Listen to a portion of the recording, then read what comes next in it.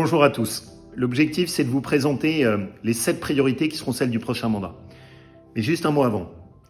Ce sur quoi j'ai veillé sur le mandat qui vient de s'achever, c'est que ce qu'on avait dit soit tenu. On l'a fait par exemple sur les économies de fonctionnement de la région, sur les mesures qu'on a prises pour sécuriser nos lycées. À chaque fois, ce que j'ai voulu, c'est que ce qu'on avait promis, ce sur quoi on s'était engagé, soit tenu. La deuxième chose qui est très importante pour moi, c'est que j'aime que les choses soient claires et que ça corresponde sur les mesures qu'on propose, sur des convictions, parfois que j'ai défendues depuis longtemps.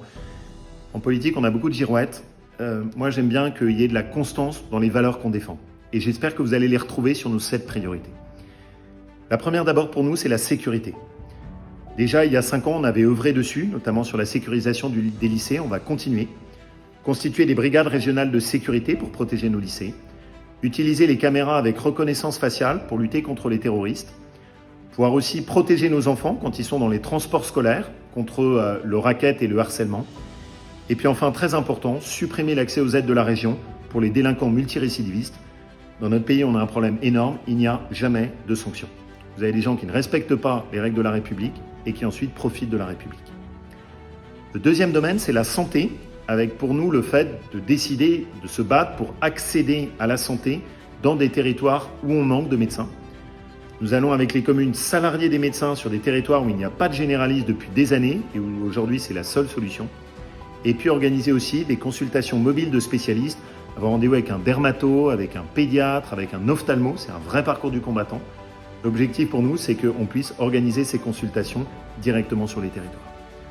Troisième priorité, on veut coupler ça avec la mise en place d'une mutuelle régionale de santé, notamment pour les classes moyennes, et en ciblant de façon prioritaire un certain nombre de nos retraités qui n'ont pas de mutuelle aujourd'hui ou des étudiants qui n'ont pas accès à la mutuelle.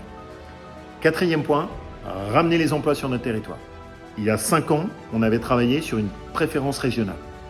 Donner la priorité à ce qui était produit dans notre région.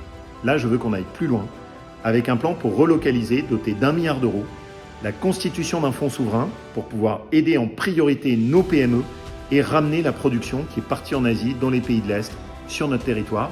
On a plein de projets en la matière et là, on peut vraiment parvenir à avancer et à aboutir. Cinquième point, la qualité de l'air, qui est un domaine aujourd'hui qui est extrêmement important.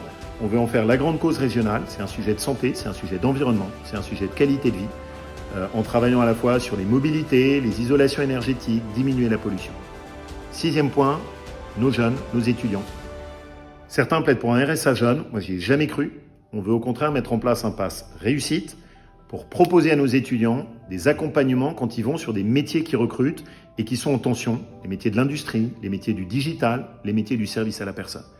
Et puis le septième, celui qui me tient très à cœur, et vous savez que quand je le dis, on tient parole, nous, il n'y a aucune augmentation d'impôts ou de taxes sur les familles de notre région.